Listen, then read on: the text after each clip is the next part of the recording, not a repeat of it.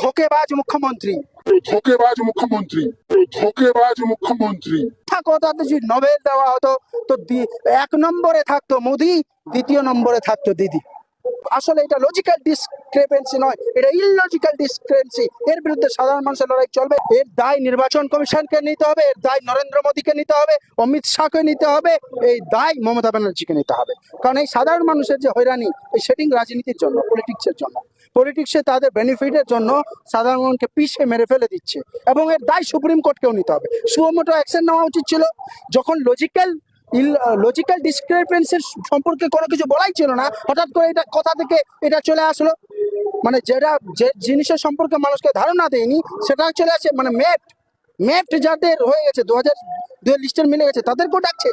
এর থেকে বড় হয়রানি কিছু হয় না। এর বিরুদ্ধে লড়াই লড়তে হবে। আমরা এর বিরুদ্ধে লড়াই লড়ছি এবং আমরা এর বিরুদ্ধে আগামী দিনে লড়াই লড়বো এবং একে ছেড়ে কথা বলবো না। এবং ইন্ডিয়ান জাস্টিস ফোরামের পক্ষ থেকেও আমরা এবং আমাদের টিমরা দেখা যাক কানুন আইনি লড়াইও লড়বো এবং সামাজিক আন্দোলনের লড়াইও লড়তে হবে। একেবারে দেখতে পাচ্ছি অনেক ভোটারকে মৃত বলে লিস্ট প্রকাশ হচ্ছে, কিভাবে দেখছেন এটা?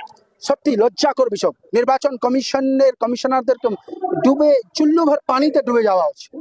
এই ধরনের যে নির্যাতন তারা শুরু করে দিয়েছে ভারতবর্ষের সংবিধানকে, তো তাকে রেখে দিয়ে সংবিধানের পড়ুয়া না করে নিজের মতন করে সাধারণ মানুষকে, তুমি বলছো কাগজ দেখাও, সাধারণ মানুষকে যাদের ম্যাপ হয়ে গেছে, যেটা বলাই ছিল না।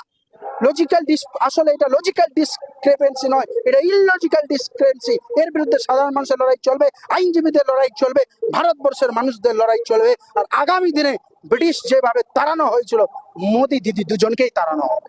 একেবারে আপনি বললেন যে নির্বাচন কমিশন বিজেপি দালাল, যদি একটু বিস্তারিত ব্যাখ্যা করেন।